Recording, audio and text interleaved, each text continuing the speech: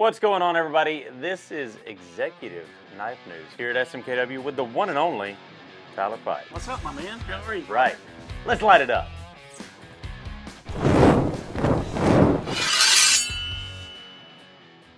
We want to talk about some exclusives that we've got coming up and some projects that we've got going on. One of the prime ones is going to be... Are we really doing this? Yeah. All right. Do you know what time it is? What time is it?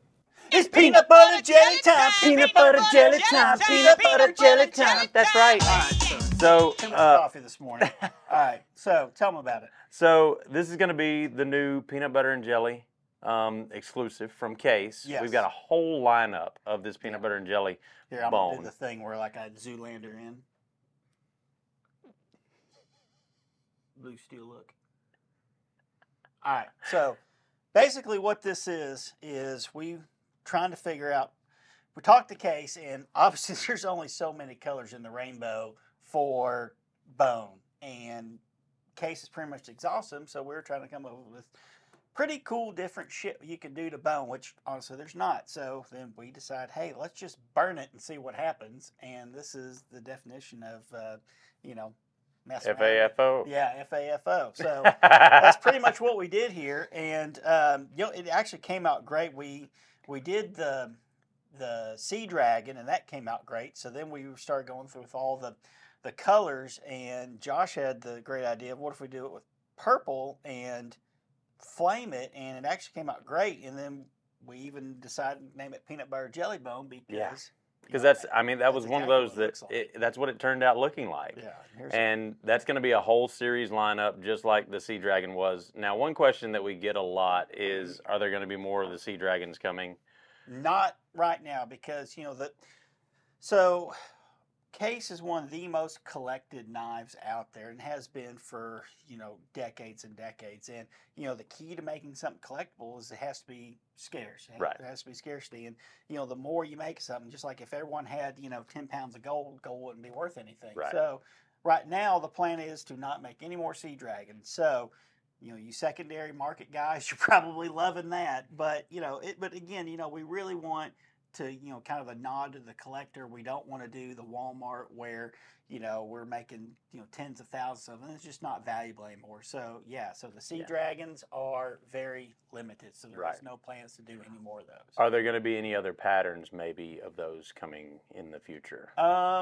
Maybe if next year's vault pattern comes out, we'll see if Case can do that. So but if it's no, other than like vault patterns, I pretty much think that we've made, every pattern that we can. Right. So, and this is going to be a full lineup. You're going to see the Trapper, the large Stockman, the medium Stockman, all the mainline products. And then the vault pattern too. Yeah. So. And those are going to be here sometime in the summer. It's kind of like predicting the weather, and those it's guys. Kind of like Christmas. Like you told Father Job Case what you wanted for Christmas, but and they tell us a date, but whether it actually when it actually happens, is another thing. So exactly. I'm not going to hold my breath, but we're working diligently. I know it's not going to be, sadly, my Blade Show, but we've got some other exciting things that are going to be in my Blade Show from a company that has not done exclusives in 3 years. Yeah, it's been a while. Yep. So that is coming. That's definitely exciting. So it's hard to keep my damn mouth shut. All right. But anyway, but back to peanut butter jelly. So these are coming probably, if I had to guess, fall, early Christmas at the latest, but it will be this year. Nice. And on that same kind of vein, we've got a lot of events coming up in the store, including our Case President's Day event. That one's scheduled for June. Mm-hmm. I believe it's June 28th, if I'm not mistaken, somewhere around in there, near the end of June. Yep. Last Saturday in June. Really excited about that, and it's going to be a lot of fun, just as it always is. It's always packed in the store, and I really like that we've moved it this year to earlier in the summer. I think that's actually going to help it be even more successful. Yeah, and I'd agree. We didn't do it the year before last, and just because things were kind of crazy and Case couldn't really make all the knives. But now that things have kind of even back out, we're really excited to put on, this great event here at the store. And there's people that just plan their summer vacations around it. It's kind of, it's weird to see, but, people love to do that. And, it's actually not really weird. It's just humbling. I think it's a better word. For people to plan their vacations around stuff like this, it just makes me, feel really humbled and blessed that we've got such a good amount of followers that absolutely love knives as much as we do. So, because I get home, I tell my wife about like all the stuff, and I know I can kind of run along. So, but bless her heart, though, she really does love me, because she sits there and listens to it the whole time. So, if it's anything like mine, she's like, "That's nice. Sure, yeah." That sounds great. Yeah. Good job, honey. Yeah. So I totally get it. Absolutely. And again, speaking on events, we've got our Fall Festival coming up also this year. We've got that planned out for the 10th, 11th of October. Really excited about that, because we've got a lot of vendors, a lot of reps that are going to be here. And a lot of stuff going on in and around the store, including stuff with Robbie Bowman from Forge and Fire. Forge and Fire guys up here. We're going to have lots of outdoor events, lots of things outside. We're going to try to do it even bigger outside than we've done before, because there's always different things. We've had, the Daisy folks brought up their outside shooting range. We've had Josh, our COO, volunteer put on the marshmallow suit and get tackled by a K9 unit. Yeah, K9 unit. We've had throwing knife demonstrations. John Bailey came out here with he just released some Boker knives a couple years back, and he had his wife stand out there and he threw knives right around her, and it was, it's crazy. That was crazy, but she always said that he does owe her a BMW if he ever hits her. So. But it's almost like she's hoping to get hit. It makes you wonder if she's going to one day just slightly move a little bit. But no, there's always been great things. The National Guard's brought out, their climbing wall. We've done, fire departments, stuff like that. We raise money for the local Jefferson County High School Shooters Club. Lots of charities come out, Boy Scouts, Girl Scouts, stuff like that. So, and there's tons of things. They're making knives out in the parking lot, and of course, Big D bringing all the guys from Blade Sports out there. Have the international cutting competition. That's always really exciting to watch. One day, I'm going to get me one of those knives. I'm going to go out there and convince them to let me compete. But I don't know. I'll probably come back missing a digit or three. So, because those things are sharp. Now, in the realm of things that we've already got going, this one's been insanely popular. We just released it. Yep. And Smoky's birthday. Smoky's 80th birthday. Yep. And that one's been insanely popular. This is the Hiker. So, not to be confused with like the Tinker and the Classic SD. This is a very special one, and also going to be kind of a limited release as far as the numbers goes. But a very special one, and something that's very important to us here because of the wildfires that we've gone through here. So this one's really nice to get to do, and after 80 years, I got to say, Smoky has aged really well. Yeah. But it's I tried to find a Smokey the Bear suit to put you in for this, but they're surprisingly limited. You can't find them. So then I thought maybe I should do like the Wish.com version of a Smokey the Bear suit, which looked like the it looked like the extra from Cocaine Bear, the movie, which still could have been fun to do, but I didn't. Probably because it was $200, and I was like, I don't need to laugh at that. Anyway, but no. The Smoky the Bear partnership. The folks at Victorinox has done. They've been really great to work with on letting us do so many of these, and it's crazy how many. To think how many people are collecting these. It's the funniest thing was like when we first started doing the Victorinox when they first came out with this pad printing technology, they're like, oh yeah, you can put anything on it, and they're trying to sell it to us because no one was really doing it. So like as a joke, I was like, well, what if I put Sasquatch on it, right, and put Hide and Seek World Champion on it? And they were like, sure. And I was like, okay. All right. So we actually did it, and they sold like crazy. And then I was like, how much further could I take this? And we put the raccoon, the trash panda, and then we called it the trash panda. It just another thing, you know. Yeah, these have been insanely popular, and working with Victorinox has been wonderful. Those iconic designs, and we've got a lot more in the works, and we might have something special. We're working on it, but we might have something special coming up that might get our followers and our buyers involved in that as well. So really excited about that, and as soon as we get that going, we're going to make an announcement about that and get you guys involved in that as well. Now, this is something we want to talk about. That one's kind of more, I guess, in depth about knives. Oh, yeah. Well, so I'm involved in meetings pretty much all the time, and I see a lot of new things that people don't. You know, especially like on the front end, on the cutting edge of stuff. No pun intended. But like I had a meeting earlier this week with Frank from Alima, which is an offshoot. It's like a sister company from Sandvik, and he was showing me this new type of steel they have. It is a Damascus that is stainless. So they take Sandvik steel and they can fold it however many times you want to. But it's a stainless Damascus, and they're trying to bring. This is one of the several patterns that they can make. This is just some steel that he sent to a local knife maker. It was actually out of Germany, to have just some knives made, just so people could sort of see the pattern and what it looks like. But I mean, it's really cool. Beautiful. You know, I think we'll start seeing more and more of this type of stuff. They really didn't have any pricing down because they haven't really gone that far yet. But yeah, so this, you know, stainless Damascus could be seeing, you know, more here in the future, the next couple of years, that more people are starting to do this. But yeah, so it was definitely exciting to see, you know, something new and different on the horizon. So, but no, that was definitely pretty cool to see. But super exciting. Yeah.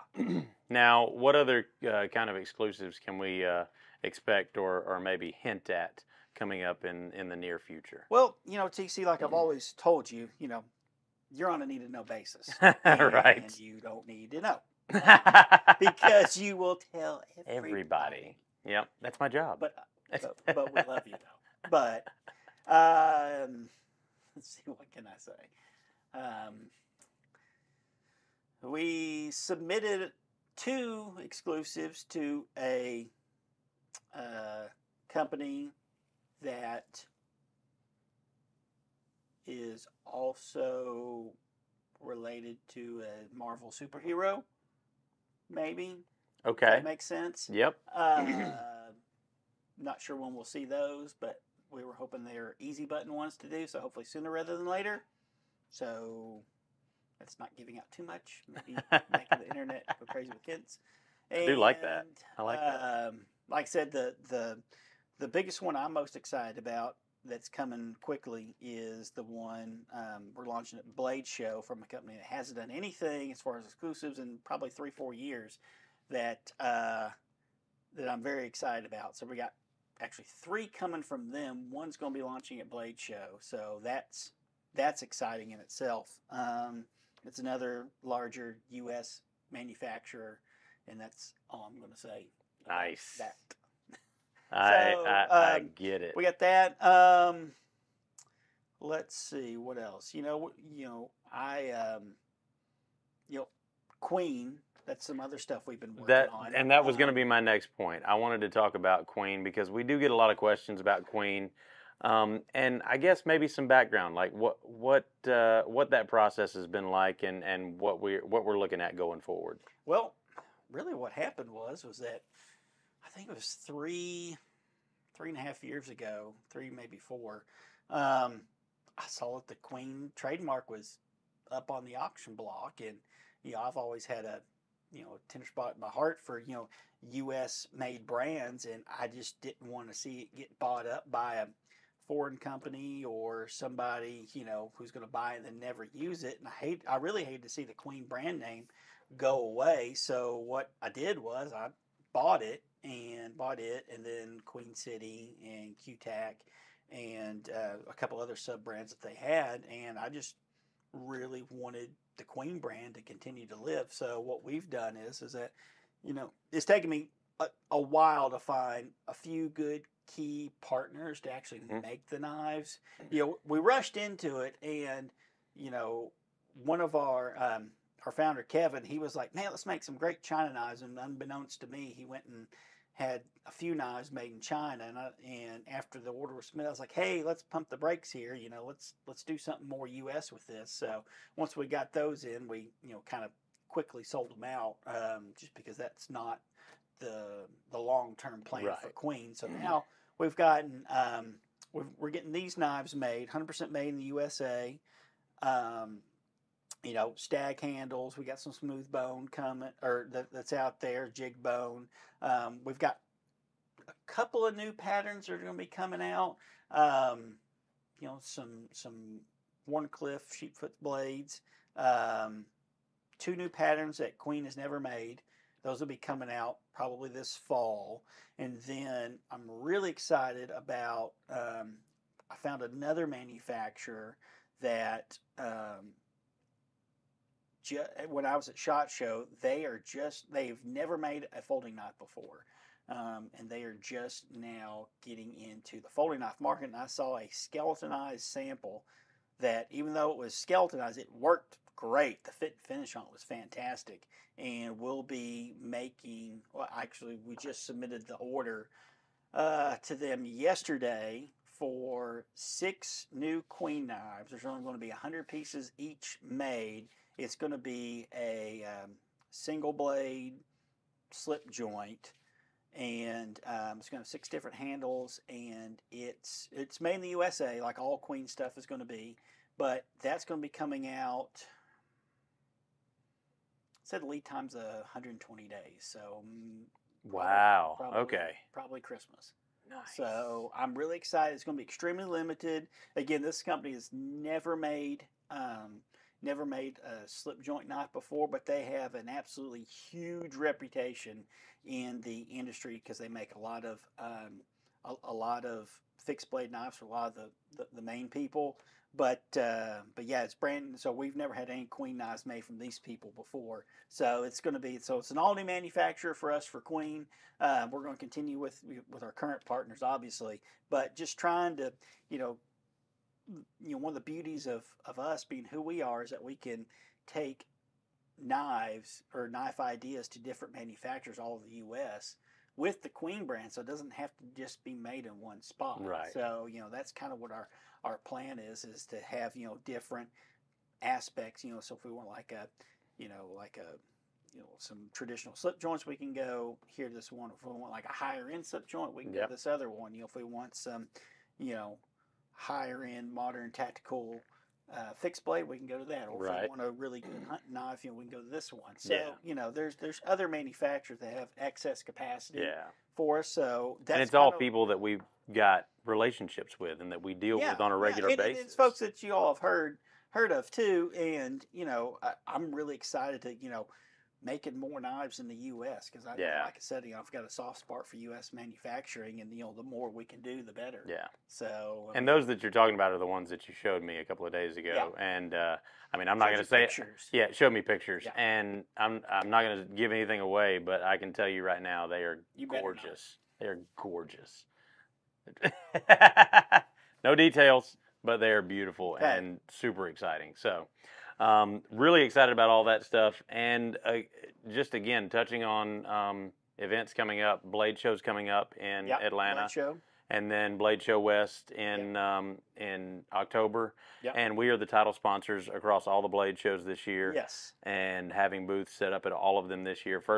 This will be our first time having a booth set up at Blade West as well. So no matter where you're at in the country. At the very first Blade West, we set up there, and I remember me and a few other guys, we went out there, and it was small, and it sort of kind of worried me a little bit. I was like, man, I like, because Blade, all the Blade shows got bought by, and I forget the guy's name. I've met him a couple of times. Really, really smart, good guy.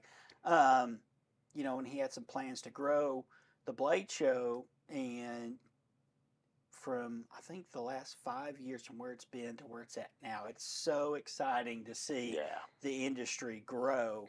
Not only with different shows happening across the U.S. because that it used to be just Blade Show Atlanta. Hell, I remember back, gosh, I've been going for 25 years to Blake Show.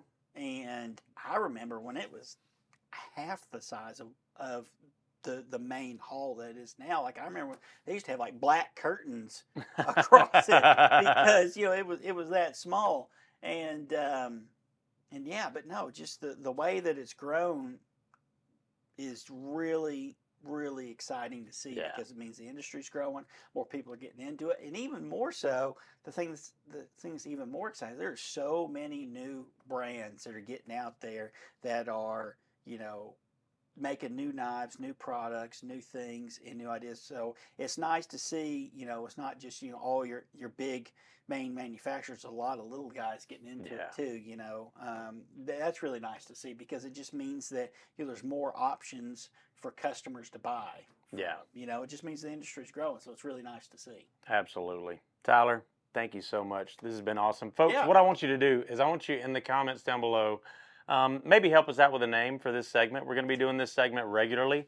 But also, I want you to put in the comments down below any questions that you have for Tyler, because we're going to be featuring that going forward in this segment where we talk about new industry news and new things going on with different companies and stuff like that. So this is going to be a lot of fun. We're excited about it. Put it in the comments down below what you want to hear from Tyler. And this has been a lot of fun. Yeah. And remember, here at SMKW, if it cuts, we carry it. We carry it. Oh, and also, like you had said, you got several people really wanting to know if it's actually me responding. Yeah, it really is. It's me on my personal Facebook account responding to people. And you are across a lot of different Facebook groups too that you respond, like Spyderco, PM2, Millie Group. Yeah. Shout out to Jason and Tom. Yep. Been there most of the time. It's a great group. If you're not in there, join it. It's a lot of fun in that group. But yeah, well, it's very drama free. That's the thing I love about that group the most. But yeah, I usually comment, hang out in there a lot, get some good feedback. I've been known to put hey, what can SMKW be putting better post in there? Because with 19,000, almost 20,000 members, you get a lot of comments, a lot of feedback. But, there. Like I've always said, you can't fix something unless you know it's broken. So exactly. I get better better usage out of negative comments and negative feedback than I do from positive reinforcement. Yeah. So slippery slope there. Yeah. I really don't care. I mean, if there's anything, like I've always said, if there's anything Smoky Mountain Knifers could be doing better to enhance your customer experience, let us know. Open door. Yeah. So. And that's one reason why we're doing this, is to show you guys that we are face forward and we want to inform you guys of the stuff that's going on. And I think this is going to be a really good thing going forward. I like it. Yeah. No, I'm excited. So any other questions, comments, concerns? I think that's it. I hope you guys have enjoyed it, and hope you guys have enjoyed Derek Zoolander's new competition here. I think he's got it down. Let me eat my hand thing. And we don't have to worry about the black lung pop. Okay, that's good. Heck yeah. That's all. Right. Stay safe out there. Don't cut yourself. Remember, if you do, it's TC's fault. What?